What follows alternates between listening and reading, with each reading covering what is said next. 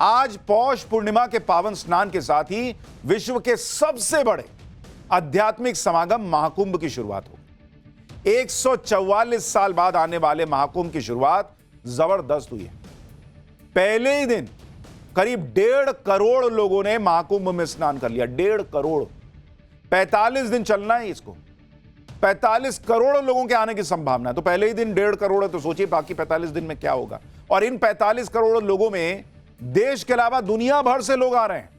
मतलब दुनिया में भारत का और भारत की सनातनी परंपरा का डंका बज रहा है।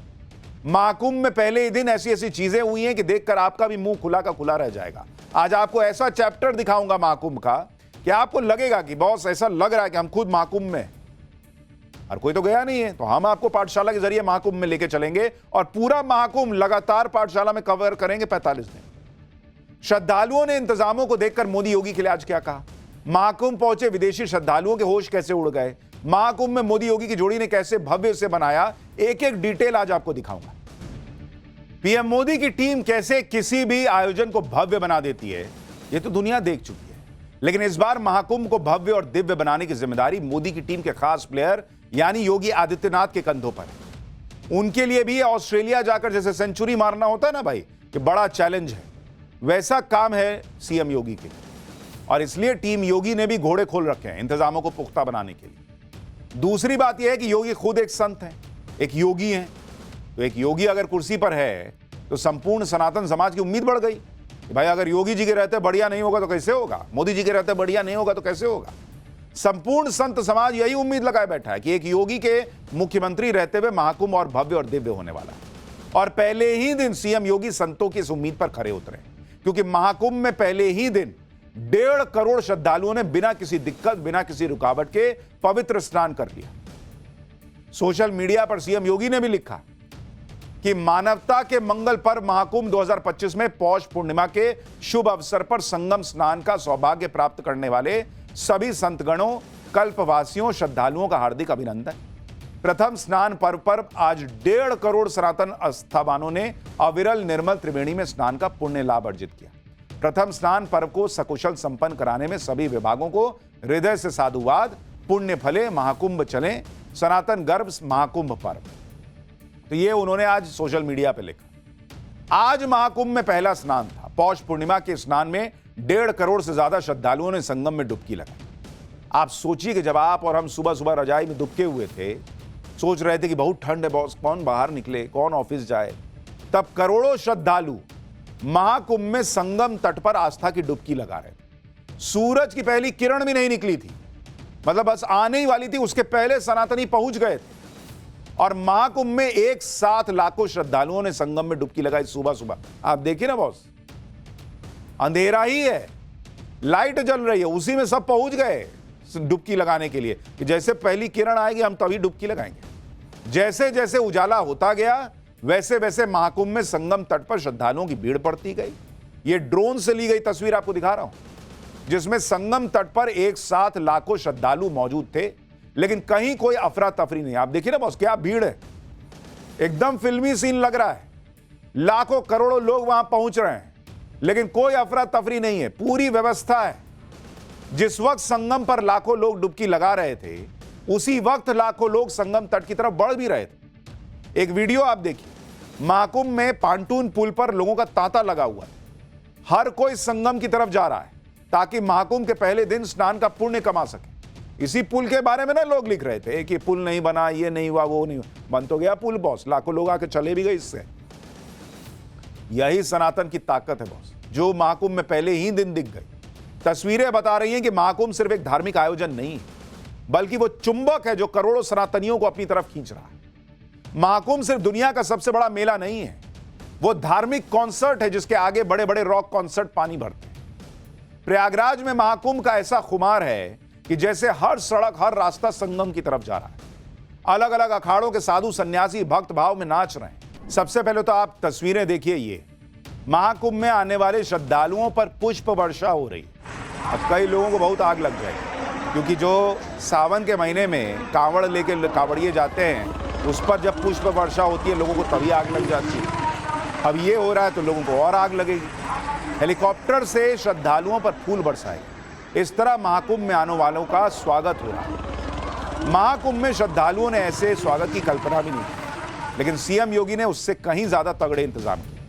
महाकुंभ जब शुरू नहीं हुआ था तो अखिलेश यादव ने इसके इंतजामों को लेकर कई सवाल उठाए, लेकिन महाकुंभ में पहले ही दिन आए श्रद्धालुओं ने अखिलेश यादव को करारा जवाब दिया। श्रद्धालु कह रहे हैं भाई कि महाकुंभ में कैसा इंतजाम है देखना चाहिए। आप सुनिए पब्लिक क्या कह रही है।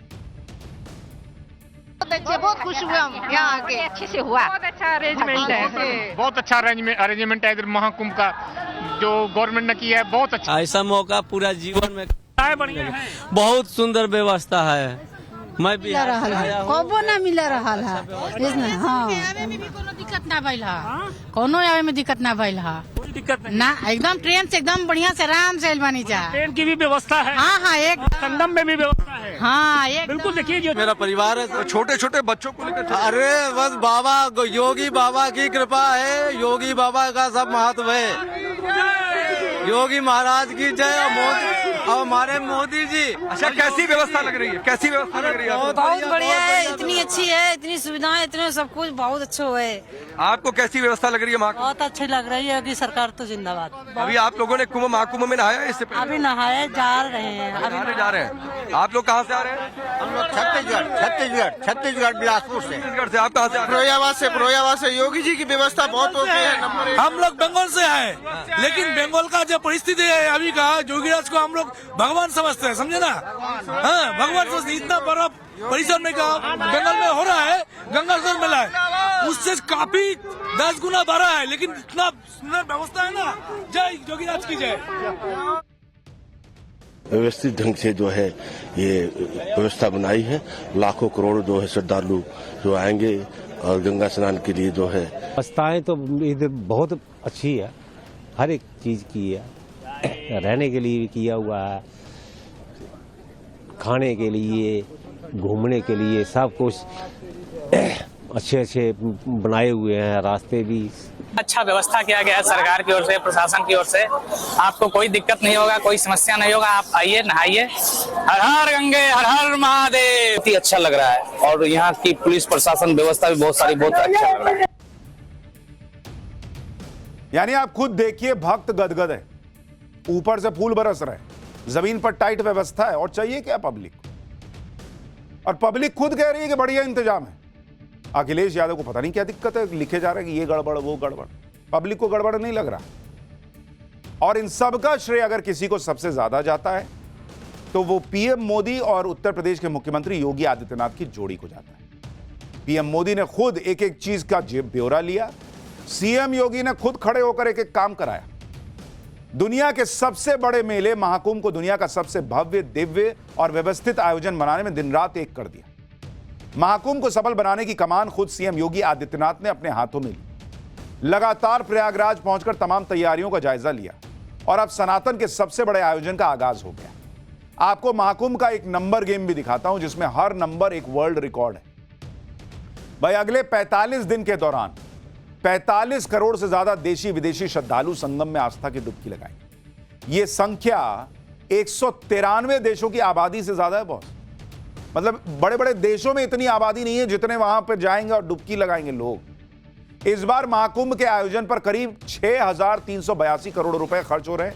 इतने पैसों से 5 नए संसद भवन बन सकते हैं। आप सोचिए कितना भव्य आयोजन हो रहा है। महाकुंभ में 45 दिन के दौरान कुल 2 लाख करोड़ रुपए का व्यापार होने का अनुमान, जो दिल्ली के बजट का करीब 3 गुना है।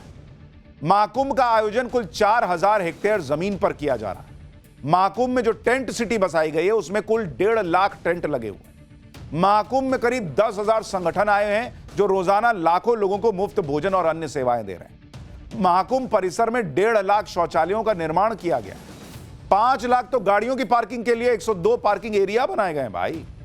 महाकुंभ के लिए 7,500 बसेस चल रही। कुल 40,000 पुलिसकर्मी महाकुंभ की सुरक्षा के लिए तैनात हैं। इसके लिए महाकुंभ की हाईटेक सुरक्षा में 2,700 एआई कैमरे लगाए गए। महाकुंभ में 400 डॉक्टर, 700 पैरामेडिकल स्टाफ की भी ड्यूटी लगाई गई है। मतलब आप इमेजिन नहीं कर सकते उस लेवल की तैयारी है बॉस। और इसीलिए पब्लिक कह रही है कि बहुत बढ़िया इंतजाम है। इतने तगड़े इंतजामों का ही नतीजा है कि आज आगाज के साथ ही महाकुंभ की भव्यता और दिव्यता की तारीफें होनी शुरू हो। लेकिन कुछ लोगों की आदत होती है कि कोई भी अच्छा काम हो रहा है तो उसमें कमियां निकालनी है। अखिलेश यादव लगातार महाकुंभ को लेकर सवाल उठा रहे हैं। यह अलग बात है कि अखिलेश अपने दौर में हुए कुंभ में बदइंतजामी का चैप्टर भूल जाते हैं। अखिलेश ने कुंभ में आए एक आदमी का वीडियो शेयर किया जिसमें वो आदमी परेशान सा दिख रहा है। इस वीडियो के जरिए अखिलेश यादव ये दिखाने की कोशिश कर रहे थे कि महाकुंभ में लोग परेशान हैं। 1.5 करोड़ लोग आए बॉस, आज उन्होंने डुबकी लगाई। संभव है कि 1.5 करोड़ लोग जो है वो बिना पानी पिए रह गए होंगे। आप खुद सोचिए ना बॉस कि 1.5 करोड़ लोग आए, वहां पानी की व्यवस्था नहीं होगी। इतने टॉयलेट बन रहे हैं, इतनी सारी व्यवस्था हो गई और पानी नहीं होगा पीने के लिए। लेकिन अखिलेश यादव ट्वीट कर रहे हैं। अखिलेश यादव ने महाकुंभ को लेकर क्या क्या नहीं कहा, यहां तक कह दिया कि कुंभ में लोग पाप धोने जाते हैं।